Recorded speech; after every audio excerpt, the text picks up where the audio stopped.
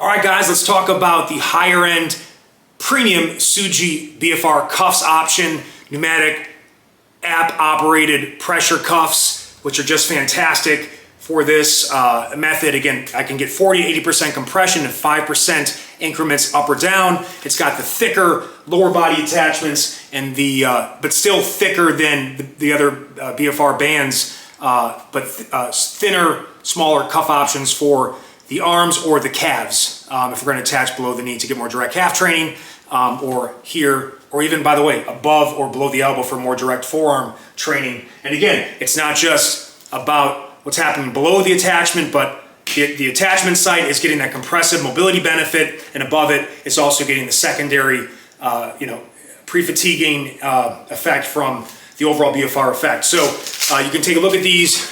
These guys, I just take that thing, I charge separately, and then I just pop it on, and then I would just connect through the app, and I choose whether it's going to be lower body or upper body, and I've got the attachment set with it. Sometimes it can go idle based on your Bluetooth, but overall it's been a great experience. I've already got it on the other side. And again, I can choose where I want to put it for general lower body training. I'm going to go to the highest uppermost area of the thigh without compressing my privates and restricting my movement. So if I was going to walk, I didn't want to feel like some chafing from this. But again, if I'm biking, I'll bring it down low so it's where the VMO kind of would finish in terms of where you can see the muscle flex. I get more of that middle quad going, if you can see right there. So I'm here locked in. That's how I would go there more for the biking side of things, so it doesn't also get in the way on the seat, or if I want to be more direct that way. But typically it'll be up here, and even within the thing, there are, as you can see, some markers to kind of go with. But typically what I'll do is I'll take a seat, get comfortable, find the spot. You want to make sure that typically it's above the peak or the belly of the hamstring. That way, even when it's deflated, it'll never fall off. When you get too low, especially if the meat of the hamstring is above the attachment, it can slide on you a little bit when it depresses. So I get like that, I kind of pin it down like this, and then I just wrap across, and I try to make it even between sides as well. If you don't, you'll notice one leg is going to fatigue faster than the other, but I try to look in terms of where the Velcro is. There's like about an inch here, and it's equal on the other side as well. There's about an inch before the end of it there. If it's not, while I'm here, making sure I look down, they're both evenly placed on the thigh, and I just want to make sure I feel an even amount of compression there. So I'll just wrap this a little bit tighter so it matches up. That feels good. So now I'm going to click on this, switch this on so it connects. So now they're both connected. I'm going to start the session, and then you can see here that screen goes. So I'm going to decide, I've set it at 60%. I'm going to click inflate. And while it's doing that, I'm going to wait till it comes up to 60. Keep the legs straight. One thing as you're adjusting this, adjusting the settings, they recommend just stopping what you're doing while you adjust it. So don't be like moving while it's trying to go up or down, especially inflate. It takes a little bit of time, about 30-60 seconds to fully inflate. And while it's doing that, I'll just kind of talk you through it. But again, HSA, FSA eligible, super, again, 40 to 80% compression. I'd start at about 40% for most things, especially the upper body, because upper body doesn't have as much endurance like we talked about previously in different videos. But a good goal is to kind of start at 40, build up to 60% in most things. But then what I'll typically do when I'm doing like hardcore training sets, they'll be typically in a 60 to 80% range, and I often will start at about 60%, and then maybe each set or every 5 minutes I'll bump it to 5% and try to finish the last block of my session about 80% max compression, which really blows out the fast twitch fibers with light loads typically that will require like the fastest, most explosive high impact movements and super heavy weight that can wear the joints down, but you avoid that with the BFR style of training. So look, I'm locked in, and so I can start doing my movements now.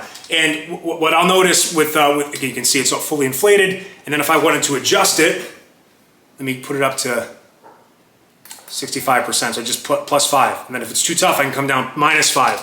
But within about 1 to 2 minutes, I'll immediately start to feel the pump while I'm doing exercise. But again, like we talked about, this is also compression-based mobility at the attachment side. So if you have some tightness in the upper thigh and quad, whether it be in a squat pattern or a hinge pattern, and by the way, this is what most, I do walks with this, which are incredible, either on a treadmill or outside.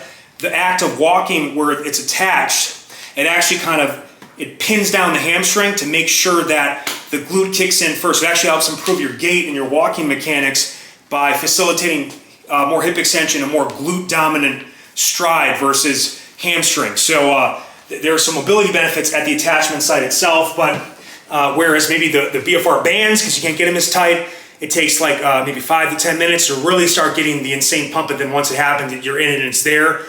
This only takes a minute or two, and you're locked in. So same thing applies when I talk about, and by the way, you can, once you know the preset in terms of what the number there is typically there, you can start to get in the habit of if you want to slide them up the arm or the leg, or you can, again, just, and again, I want to make sure, the one thing to know with the buckle, if you're doing something like, for example, walking, I'd recommend the actual pneumatic compression attachment, have it on the front, because sometimes the arms can swing and knock it off. And then same thing, like if I'm going to be doing a squat and I'm going to go like all the way down, or more compression mobility based, I'd want it out to the side here. So otherwise, if my belly can actually knock the compression attachment area there. So just place it where it is not going to get touched or knocked.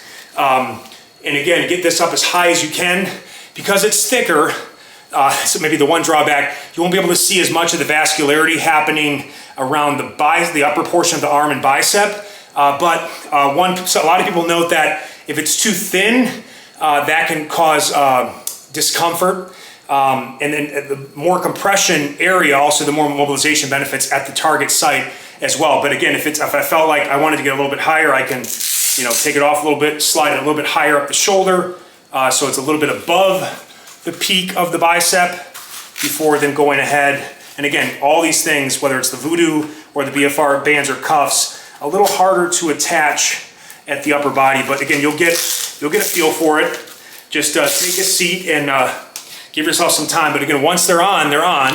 And then I would do the same process and I'd inflate these up for the upper body. And again, I keep most of your initial upper body training with 40 to 60% compression.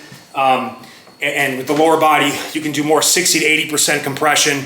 And then I can either, if I'm done with my session, I click stop deflate, or I can also just, if I'm real in a jam, I can just take it off, all the air comes out of it, as you heard. Otherwise I would just click stop and deflate. You probably hear it now decompressing. So beyond that, which I'll show you quick, I'll finish that session, return home, and you can see too on the app here, there's a passive recovery session. So I can choose arms or legs, go for anywhere from 10 to 30 minutes, and then choose how much baseline compression I want. Of course, I maxed it out. And then what it ends up doing is, you can see how it has an interval wave base. So I believe it's 5 minutes of compression, 2-minute break, and it goes for 10, 20, or 30 minutes. So you can do it while I do it while I'm doing my work, for recovery, watching TV, sometimes driving, I can put them on and get a nice good flush going.